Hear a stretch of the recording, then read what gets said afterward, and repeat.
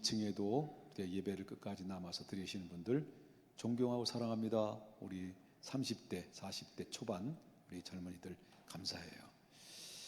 자, 이제 저는 주일 때마다 레위기서를 말씀을 지금 계속 전하게 되는데요.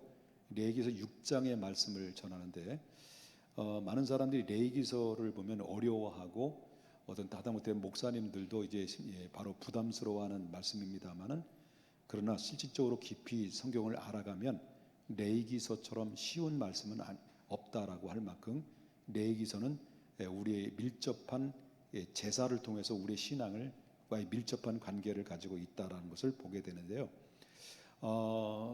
이 모세를 통해서 율법을 통해 주신 이 제사에게는 바로 성막 제도를 통해서 제사를 구체화시켰는데요. 5대 제사, 7대 절기가 있습니다. 그 5대 제사는 바로 뭐냐면 번제와 소제와 화목제와 그 다음에 속건제와 속제제, 이렇게 속제제와 속건제, 이 5대 제사가 있는데요. 레위기서 1장에서부터 쭉 상세하게 제사하는 제사법에 대해서 설명을 하고 있습니다만은 6장에는 지난주에 말씀드린 바와 같이 부수적인 부분을 또 언급을 하고 있다라고 하는 것이죠. 그 지난주에 여러분이 성경의 말씀을 통해서 설교를 들어서 생각이 나시는지 모르겠습니다만은 하나님 앞에 번제를 드릴 때 뭐를 꺼트리지 말라고 그랬는데 혹시 기억나시나요?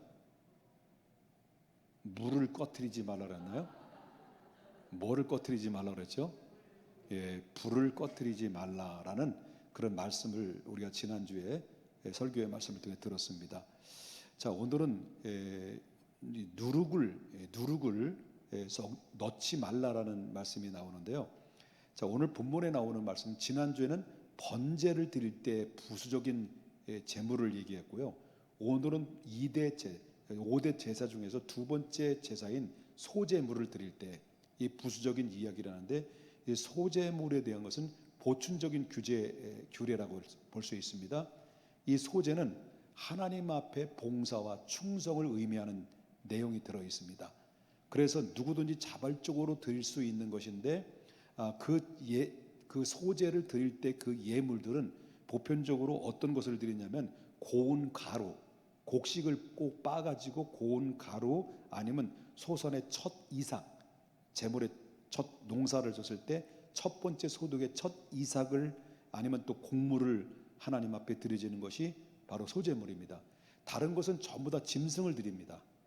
바로 번제도 그렇고, 그 다음에 화목제도 그렇고, 또 속제제도 그렇고, 속건제도 그렇고, 전부 다 짐승을 드리게 되어 있는데, 이 바로 소제는 곡식만 드리게 되어 있습니다. 그래서 모든 짐승 위에, 바로 그 제물 위에 곡식을 그 위에 덮어서 같이 태워서 하나님 앞에 화제로 드려지는 것이 소제라고 하는데, 이 소제는 그 드리는 자에 따라서 두 종류로 나눌 수가 있습니다. 그것은 바로 뭐냐면 일반적으로 드리는 소제가 있고, 그 다음에 제사장들이 드리는 소제가 있는데, 일반적으로 드리는 소제는 14절부터 18절까지 언급한 내용이고요. 그 다음에 제사장들이 드려지는 바로 이 제사는 19절 말씀부터 23절까지 언급을 하고 있습니다. 그럼 여기서 일반적인 소제를 드릴 경우에는요, 일반인들이 이제 하나님 앞에 소제를 드리러 이제 왔단 말이죠. 그러면 제사를 일반인들이 소제를 드릴 때 뭘 들고 오겠습니까? 바로 번제나 아니면 화목제나 속제제나 속건제 드릴 때는 짐승을 가지고 왔습니다만은, 소제는 뭘 들고 옵니까? 곡식을 하나님 앞에 바치잖아요. 그럼 이 곡식을 하나님 앞에 바쳤을 때 그 일반인들이 바쳐진 그 곡식들을 바로 뭐냐면 제사장들이 그걸 가지고 집례를 하죠.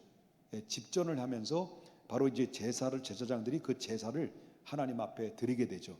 하나님 앞에 다 드리고 난 다음에 번제단 위에 불 살라지고 난 다음에 그 번제단에 불 살라지고 난 이 부분에 제외한 그 남아있는 것들 있잖아요. 이 남아있는 부분들은 전부 다 그 곡식은 먹을 수가 있었습니다. 그러니까 제사 드린 거는 태워서 드리고, 다 드리지 많은 제물들이 가져왔잖아요. 그 제사 드릴 거는 일부분만 제사를 드려 다 태워 드리지만, 그 안에 제물에 올려놓지 않는 모든 제물들은 하나님 앞에 똑같은 제사의 성량을 가지고 있지만은 남아 있는 부분은 바로 그것은 이제 곡식을 먹을 수가 있는데 그 곡식을 누가 먹느냐라는 거죠. 그 곡식을 누가 먹느냐면 18절을 보겠습니다. 아론 자손의 남자는 이래서요. 그 누가 먹는 거예요?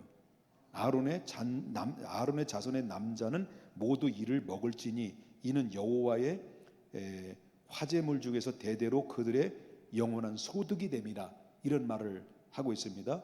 그러면 이것은 뭘 말하냐면 아론의 자손들의 남자는 바로 아론의 레위 지파예요. 아론은 레위 지파인데 그들에게는 땅의 기업을 받지 않았습니다. 그 대신 그들은 하나님 앞에 제사를 드리는 제사장의 족속입니다. 그런데 아론의 후예들은 전부 다 아론이 제사장이면 그의 아들도 아비나답과 나답과 이런 아비우도 전부 다 그 아들들도 제사장이고 그 이의 후손들도 전부 다 제사장 족속입니다.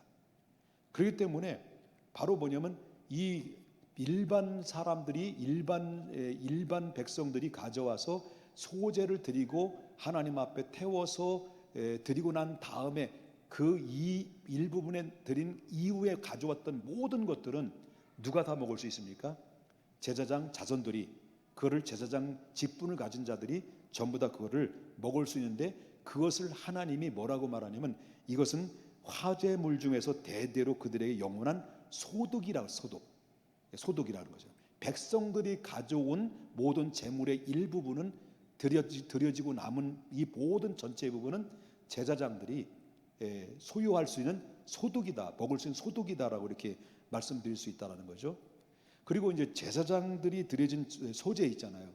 제사장들이 이제 가져온 재물 가지고 또 소제를 드리잖아요. 누구를 위한 소제냐면 제사장들을 위한, 자체만을 위한 소제가 있어요. 그러면 이 번제로 드려서 불살라서 같이 드려지는데, 이것은 바로 불살라 전부 다 드리고 난 다음에 이후에는 그 나머지 부분은 절대로 어떻게 됐습니까? 23절 보겠습니다. 제사장의 모든 소제물은 온전히 불사르고, 그리고 뭐 하라는 거죠? 먹지 말라는 겁니다.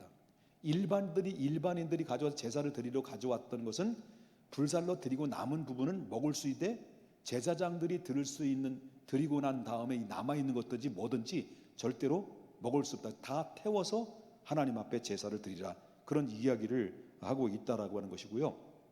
자, 그러면 이 소제에 대한 보충적인 규례에 대해서 또 한 가지가 있는데요. 자, 여기까지 이해되셨으면 아멘 합시다.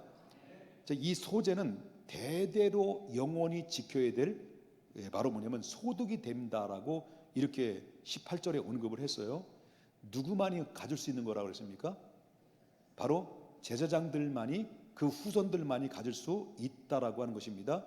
자, 하나님께서는 이 소제 예물 가운데는 번제 위에 불살라지지 아니한 부분을 제사장에게 음식으로 제공됐다라고 하는 것인데, 이것은 단 한 번으로서 허락하는 것이 아니라 매 때마다 제사장이 존속하는 한, 제사장의 모든 대대가 끊어지지 않는 한, 대대 이 후손들까지 바로 뭐냐면 그것이 영원한 소득이 된다, 그런 이야기를 하고 있습니다. 이 제사장들은 누구 일만 하고 있는 겁니까? 제사장들의 임무는 누구의 일만 하는 거죠?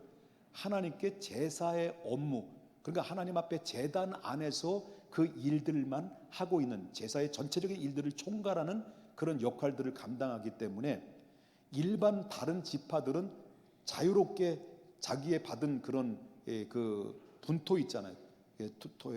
다시 말, 이 하나님이 받은 기업의 안에서 농사도 짓고 거기서 얻은 소득으로 먹고 살 수 있지만, 바로 이 레위 족속들은 기업을 받지 않고 오직 제사장 업무를 위해서 부름받았기 때문에 다른 지파들이 가져온 모든 소득으로 인해서, 그 바쳐진 재물로 인해서 그들은 생계를 유지하게 돼 의식주 문제가 해결됐다라는 것을 우리가 보게 되는데, 이 의식주는 누가 보장해 주느냐? 하나님이 대대로 제사장들이 존재하는 한 계속 영원토록 이 영원한 소득이 된다라는 것을 우리가 보게 된다라고 하는 것입니다. 자, 이것은 무엇을 의미하느냐 하면, 여기서 제사장들은 오직 성막 안에서, 아까도 말씀드렸습니다만 성막 안에서 하나님의 일만 봉사하는 자들입니다. 그래서 하나님께서 당신의 일을 하는 종들을 기억하사 하나님의 일꾼들을 생계를 보장해 주는다는 의미를 가지고 있기 때문에 그들의 의식주의 문제로 인해서 그들이 시험 들지 않게 하시기 위한 하나님의 배려와 하나님의 사랑으로 이루어진 그런 하나님의 선물이다, 이렇게 볼 수가 있다라는 거죠. 자, 오늘날 그때 구약의 당시에는 바로 이제 제사장들이 있다면, 오늘날 이 시대 같은 좀 약간의 성격이 같은 공동점을 가지고 있다는 것이 뭡니까? 오늘날의 목회자들도 마찬가지죠. 오늘날 목회자도 무엇으로 생계를 유지합니까? 목회자는 다른 직분이 없어요. 교회 안에서만 해야 돼요. 교회 안에서 교회 일하고 교회 기도하고 말씀 전하고 성도들을 목양하고 성도들을 위해서 기도하고, 그리고 성도들의 필요에 따라서 바로 상담하고, 오직 하나님의 나라를 위해서만 존재하는 목적 가지고 부름받은 사람들이 누구예요? 목회자들이죠.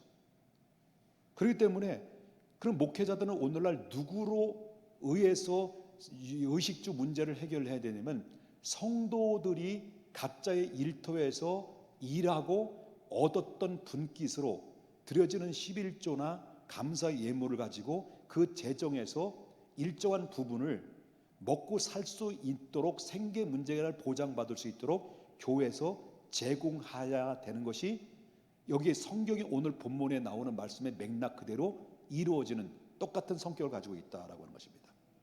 어떤 분들은 오해를 하죠.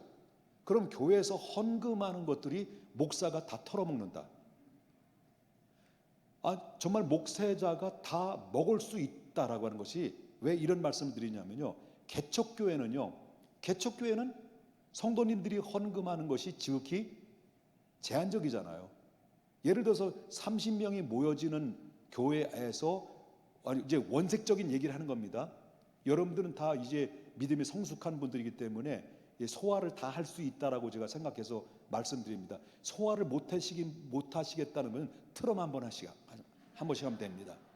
자, 개척교회 20명 정도에 나오는 교회의 헌금이 어느 정도겠습니까? 그럼 담임 목사님으로 개척교회는 직장이 없어요. 오직 목회만 해요. 개척교회 목사님이에요. 나오는 성도님들은 20명 정도밖에 안 돼요. 그리고 헌금이 나오는 그 헌금이 과연 그 목사님의 그 생활을 할 수 있는 생활비가 그 안에서 나올까 안 나올까요? 네? 안 나올 수 있다는 거예요. 그럼 물론 20명 정도 되는 성도님들이 구성원이 다 작년, 요가 아닙니다. 다 작년이다, 작년. 재작년이 아니고 작년이다 합시다. 그 작년인데, 그러면 그것이 나오는 액수는 얼마인지는 잘 모르겠습니다만은, 그건 상황에 따라 다르지만은, 그러나 그 20명의 전체적인 교회 안에서의 구성원 안에서 들여진 헌금을 가지고는 생활이 이룰 수가 없다는 거죠. 그럼 거기에서 개척교회 담임 목사님은 20명이 헌금하는 부분이, 대부분의 큰 교회는 나머지 이에 뭐 전기세도 나가고 뭐 수 없는 이 부수적인 것이 많이 나가고, 그만큼 큰 만큼 또 이렇게 또 소비도 많은데, 개척교회는 그 소비가 별로 없잖아요. 많지 않잖아요. 그러면 그 나오는 상당 부분은 바로 목사님의 사례비로 들어갈 수밖에 없는 건데, 이걸 오해를 하게 되는 것은 바로 뭐냐면, 목사님이 그러니까 성도들이 헌금한 걸 다 가져가지고 몽땅 다 쓴다, 이렇게 오해를 할 수밖에 없는 상황이 있을 수도 있다. 개척교회는 그럴 수밖에 없어요. 상당한 부분을 목회 생활비와 지출될 수밖에 없는 것입니다. 그런데 우리 교회처럼 이제 사이즈가 있는 교회가 있는데, 사이즈가 있는 교회인데, 그런데 목회자에 대한 그런 예우가 개척교회 수준처럼, 목사님은 그렇게 많이 사례비 받으면 타락할 수 있습니다. 그렇기 때문에 타락하니까 목사님은 적당히 받아야 됩니다. 한 달에 90만 원만 받아서요. 이렇게 되면 돼요, 안 돼요? 예? 된다고? 서운하지. 여러분, 그렇기 때문에 교회 사이즈나 교회 역사나, 그리고 담임 목사의 한 교회에서 몇 년 정도의 사역을 한 그 기준과 그 연수를 따져서 보게 되면 바로 적당하게 더 많아도 안 되고 더 많으면 또 뭡니까? 문제가 될 수 있고 더 적어도 생활에 문제가 시험이 들게 되면 생계가 유지돼야 되는데 생계 목사님 너무 이렇게 풍요로우면 안 됩니다. 검소하게 살아야 됩니다. 그래가지고 목사님은 아무래도 소나타 타면 안 됩니다. 티코를 타고 다니십시오. 이렇게 정말 부당한 대우를 하게 되면 목회자는 생계 부분이든가 위협을 받으면 시험을 들어요. 시험을 받으면 마음속에 상처를 받아요. 그 가장 무엇이냐면 목회자도 생계 문제거든요. 의식주 문제거든요. 그게 해결되지 않으면 생계의 문제가 해결되지 않으면 바로 뭐 상처 데미지를 입으면 그 안에서 뭐가 나와요? 진리가 나오는 것이 아니라 독이 나와요. 왜? 사람이기 때문이었습니다. 그래서 바로 뭐냐면 그때 당시에 이것은 성경적으로 말한다고 하면 이 제도는 제사장이 존재하는 한 영원한 소득에 보장된 하나님의 약속이라고 한다면 오늘도 오직 목회만 일념하는 목회자들을 향해서 정말 부당한 대우가 아니라 최선을 다해서 대우를 해줘야 그래야 목회를 힘있게 감사하게 생계 문제를 전혀 신경 쓰지 않고 오직 목회만 일념할 수가 있다라는 것을 이야기할 수가 있다라고 하는 것입니다. 그러므로 오늘날 많은 이 사실을 이해하지 못하면 일반적인 사람들은 뭐 성금한 거를 목사들이 다 쓰고 다니고 다 한다라고 이렇게 이 오해를 하게 되는데 여러분 요즘 교회 성도님들이 얼마나 지혜롭고 얼마나 똑똑하고 얼마나 계산적입니까? 그렇기 때문에 성도가 바로 목회자의 한 달의 사례비가 얼마인지를 정확하게 알고 그리고 어떻게 쓰여지는지를 이미 다 이 시대는 다 알기 때문에 목회자도 함부로 주의 재정을 사용할 수가 없는 거죠. 그래서 저도 교회 재정이 어떻게 돌아가는지도 잘 몰라요. 누구만 아시냐면 재정을 잘 감당하시고 세무 감당하시는 우리 문모 집사님밖에 모르시는 것 같아요. 우리 아무래도 유재현 장로님도 잘 모르시는 것 같아요. 모르는 게 약이야. 목사가 너무 교회 재정에 대해서 바로 이 빠서 아마 이선호 장로님도 몰라. 내가 볼 때는 전혀 몰라. 근데 목사가 너무 무관심해도 문제지만은 교회 재정에 대해서도 바로 명확하고 투명해야 된다라는 것을 보게 되는데 그렇지만 한 가지 꼭 기억할 것은 목회자가 정당하게 하나님의 영혼 구원을 위해서 또 선교를 위해서 방향을 제시할 때 여기에 대해서는 태클을 걸지 마라. 태클을 걸지 마라. 그래서 나온 유명한 노래가 있잖아요. 내 인생에 뭐야? 태클을 걸지 마.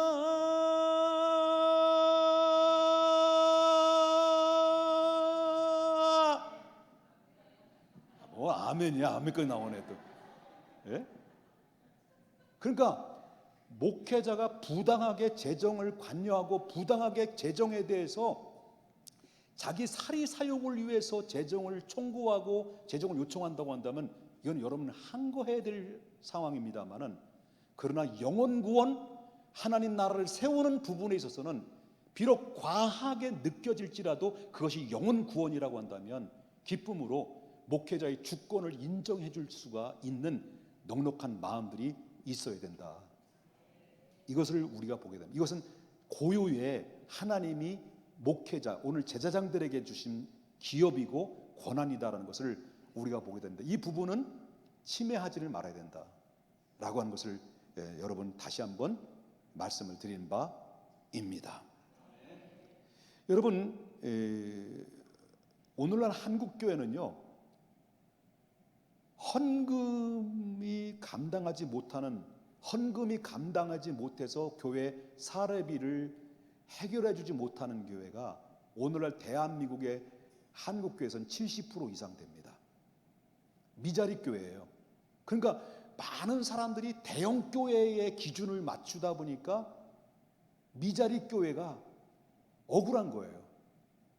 대형 교회는 그만큼 큰 만큼 큰 일도 하지만은 또 그만큼 뭐냐면 하나님의 큰 그릇들이니까 그분들은 그냥 그대로 내비두셔요. 신경 쓰지 마세요. 큰 그릇들이니까. 그러나 개척교회 목사님들은 오늘날 한국교회에서 70% 이상도조차도 여러분 사례비조차도 받을 수 없는 가운데 열악한 가운데서도 의식주 문제가 해결되지 않는데도 불구하고 한 5명, 한 10명 이들 놓고 전전긍긍 또 떠날까봐 또 뭐냐면 키울만 하면 큰 교회에서 데려가고 상처받고 키울만 하면 큰 교회에서 데려가고 또 상처받고 이렇게 상처로 얼룩진 가운데 또한 뭐냐면 생계조차도 해결되지 않으면 참 고달프게 목회를 하시는 분들이 여러분 상상 외로 많이 있다라는 것을 목회자만이 알고 있는 이 심정을 여러분이 토로할 때 그 심정만큼은 여러분을 알아주셨으면 좋겠다. 그걸 이해하지 못하면 여러분 자녀들을 신학교 보내세요. 그리고 목회자를 시키면 다 이해됩니다. 미안해요. 너무 원색적인 이야기를 해서. 그렇기 때문에 이 문제가 해결되자면 사역에 집중할 수가 없다. 그럼 어떻게 됩니까? 생계 문제가 안 되면 또 다른 직장을 갖게 됩니다. 그래서 오늘 하도 생계가 안 되니까 우리 총회 대한예수교 장로회 합동총회 총회에도 이제 서서히 눈을 감아줘요. 생계가 안 되니까. 그래서 서서히 눈을 감기 때문에 결국 뭡니까? 이 새로운 잡을 이렇게 얻어서 일을 하는데 가장 많이 직종을 가지고 있는 것이 모르겠습니다. 아시는 분은 아시겠습니다만 대리 운전이나 택시 운전수가 택시 운전하시는 분들이 목회자 중에서 많이 있다는 거예요. 왜 그렇습니까? 안 되는 거예요. 안 되는 겁니다. 그런데 이 모든 건 좀 아쉽다라고 하는 것은 교회가 크면 교단이 좀 이렇게 크게 보호 울타리가 되어줄 수만 있다면 바로 최소 생계 문제를 바로 교단이나 대형 교회들이 거기에 좀 감당해서 좀 분배를 해서 좀 일부분을 채워준다고 한다면 그 목회에 더욱더 전진하고 그 영혼을 살리는 일에 더욱더 정진할 수가 있는데 이것이 이제 기도의 제목이 될 수 있고 여러분과 함께 기도해 줘야 될 무릎이래 참 부분이라고 볼 수가 있다. 그런 얘기가 된다. 그런 얘기죠. 자, 이제 설교를 원고를 보니까 이 영원한 소득에 하고 누룩을 넣지 말라고 하는 걸 바꿨네요. 1번하고 2번을 바꿨는데 이제 1번 하겠습니다. 이해하세요? 자, 소제에 드릴 때 번제물에 소제를 올려놨잖아요. 올려놓을 때 나머지 일반인들이 드려진 소제 예물을 드리고 불에 태우고 남은 것들은 누가 먹을 수 있다고요? 제사장들이 먹을 수 있다. 그리고 제사장들이 그 소제물을 먹을 때 이 부분을 좀 굉장히 중요하게 제가 다루고 싶은 겁니다. 소제물을 먹을 때요. 이게 구워서 먹잖아요. 빵을 만들어서 구워서 먹을 때 고운 가루를 이렇게 부숴 막 빻아가지고 으깨서 드린단 말이에요. 이거는 뭐예요? 헌신을 의미해요. 소례를 들면서 헌신과 봉사를 나를 부수어뜨려서 바로 뭐냐면 하나님 앞에 부드럽고 겸손하게 하나님 앞에 헌신한다라는 의미가 여기 들어져 있는데요.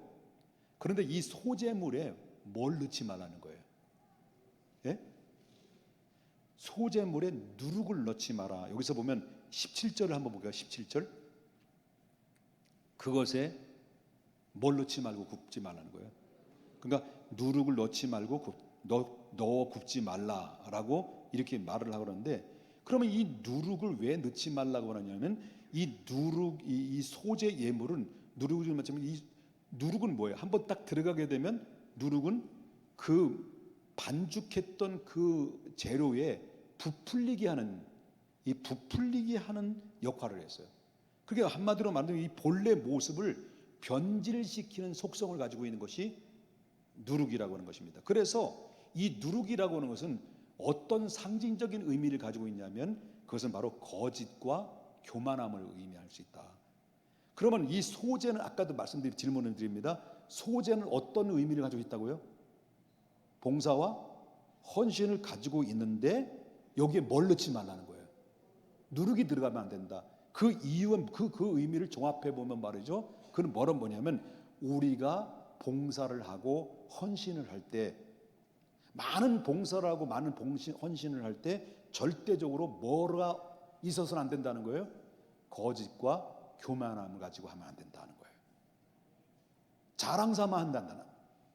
내가 이만큼 헌신하고 내가 이만큼 봉사하고 내가 이런 위치에 있는데 바로 뭐냐면 이것은 내가 이러니 나가 누구인지를 너희들은 잘 알아야 된다라고 이렇게 교만하고 거짓과 위선으로 가득한 상태 속에서 봉사를 하게 되면 부패하고 타락할 수밖에 없다 라고 하는 것입니다. 그러니까 우리 하나님 앞에 봉사하고 헌신할 때 절대로 뭐예요? 겸손해야 된다. 누룩이 있어서는 안 된다. 그래서 우리는 절대 자랑하지 말아야 될 것이 바로 뭐냐면 직분 자랑하지 말아야 되고 헌신과 봉사 자랑하지 말아야 되고 또 한 가지가 있습니다. 이건 부수적인 제가 재료입니다. 아까 부수적인 얘기 나왔지만 또 한 가지 뭡니까? 돈 자랑하지 말아야 돼요. 내가 돈 많이 버는 거 그거 자랑하지 말아야 돼요. 그 다음에 또 한 가지 뭘 자랑하지 말아요? 자식 자랑하지 말아요. 자식 자랑하는 거 유치한 거예요. 내가 보니까 자식도 난 자식들 때문에 나는 천재인 줄 알았어요.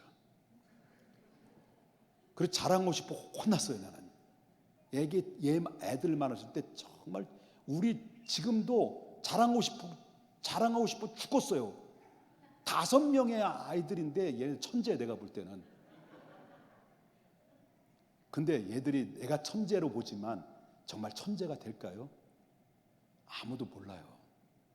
예측할 수 없어요. 돈, 미래는 보장받을 수 없어요. 건강 보장받을 수 없어요. 명예 보장받을 수 없어요. 돈도 보장받을 수 없어요. 그러니까 자랑하지 말라는 거예요. 이건 교만이에요. 그냥 뭐만 해야 돼요? 감사해야 되는 거예요.